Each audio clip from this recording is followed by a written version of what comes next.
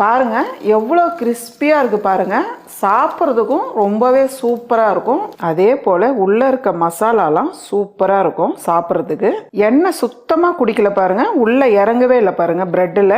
இதே போல் வீட்டில் ஈவினிங் டைமில் பசங்களுக்கு செஞ்சு கொடுங்க, ரொம்பவே விரும்பி சாப்பிடுவாங்க. வாங்க எப்படி செய்யுதுன்னு பார்க்கலாம். ஒரு பெரிய சைஸ் உருளைக்கிழங்கு எடுத்து வேக வச்சு மேலே இருக்க தோல் எடுத்து வச்சுருக்கேன். நீங்கள் வந்து சின்ன உருளைக்கிழங்கா இருந்தால் ஒரு 2லேருந்து 3 உருளைக்கிழங்கு எடுத்துக்கோங்க. இப்போ வந்து இது நல்லா பிசைஞ்சு எடுத்துக்கலாம். பாருங்கம்மா, உருளைக்கிழங்கு இதே போல் நல்லா பிசைஞ்சு எடுத்து வச்சுக்கோங்க. நான் வந்து 3 முட்டை எடுத்து வேக வச்சு மேலே இருக்க தோல் எடுத்து வச்சுருக்கேன். இப்போ வந்து இதை இப்படி 2ஆக கட் பண்ணிவிட்டு உள்ளே இருக்க மஞ்சள் கருவை வந்து எடுத்துடலாம். 3 முட்டையுமே இதே போல் கட் பண்ணி உள்ளே இருக்க மஞ்சள் கரு எடுத்துருங்க. இதை போல் எடுத்துட்டு இப்போ வந்து நம்ம சீவல் மணம் வச்சு நல்லா இதை சீவல் போட்டுக்கலாம். இதே போல் இருக்கிற முட்டையெல்லாம் நல்லா சீவல் போட்டு வச்சுக்கோங்கம்மா. பாருங்கள், முட்டை வந்து இதே போல் சீவல் போட்டு எடுத்து வச்சுக்கோங்க. இப்போ ஒரு பேன் வச்சுக்கலாமா. பேன் சூடானதும் 1 டீஸ்பூன் அளவுக்கு எண்ணெய் சேர்த்துடலாம். எண்ணெய் சூடானதும் ஒரு 10 பல்லு பூண்டு எடுத்து பொடியை நறுக்கி வச்சுருக்கேன், இதை சேர்த்துக்கலாம். ஒரு துண்டு இஞ்சி எடுத்து நல்லா சீவல் போட்டு வச்சுருக்கேன், இதையும் சேர்த்துக்கலாம். கூடவே 3 பச்சை மிளகா பொடியை நறுக்குனது, இதையும் சேர்த்துக்கலாம். ஃபஸ்ட்டு இது 3 சேர்த்து நல்லா வதக்கிடுங்கம்மா.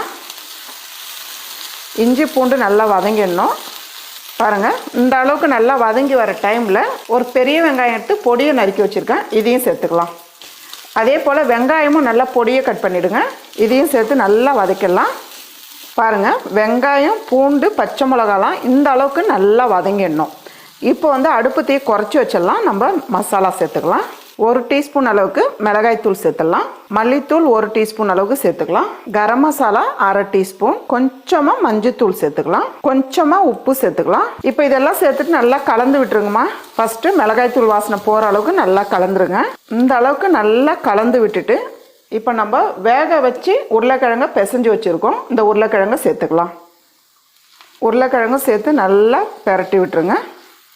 இதில் வந்து தண்ணிலாம் சேர்க்கக்கூடாது, அப்படியே வந்து நல்லா மசாலாவோட உருளைக்கிழங்கு நல்லா ஒட்டணும், அந்த அளவுக்கு நல்லா கலந்து விட்டுருங்க.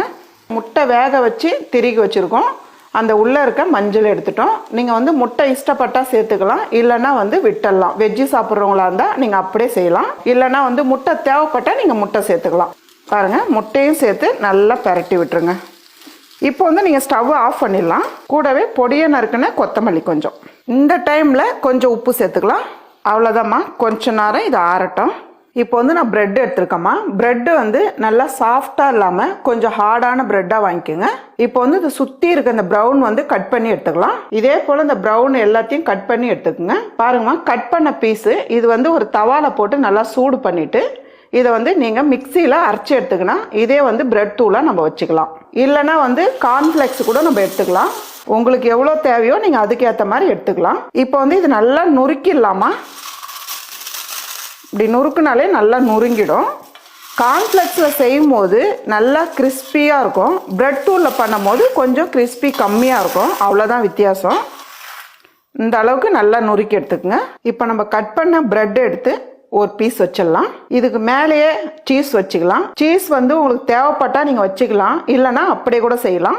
இப்போ ஒரு பிரெட் எடுக்கலாம். இதை வந்து லைட்டாக இப்படி திரட்டி வச்சுக்கோங்க. 4 பக்கமும் நல்லா திரட்டிடுங்க. இப்போ வந்து இது மேலே வச்சுக்கலாம். வச்சு இப்படி ப்ரெஸ் பண்ணி விட்டுருங்க. இது கூடவே டொமேட்டோ சாஸ் இது வந்து கொஞ்சமாக வச்சு இப்படி வந்து நல்லா தேய்ச்சி விட்டுருங்க. 4 பக்கமும் நல்லா அப்ளை பண்ணி விட்டுருங்க. இதுக்கு மேலேயே நம்ம செஞ்சுருக்க உருளைக்கிழங்கு மசாலா வச்சிடலாம். நல்லா வந்து எல்லா பக்கமும் வர அளவுக்கு நல்லா தேய்ச்சி விட்டுருங்க. அடுத்த ப்ரெட் எடுத்து இதுக்கு மேலே வச்சு நல்லா ப்ரெஸ் பண்ணிவிடுங்க.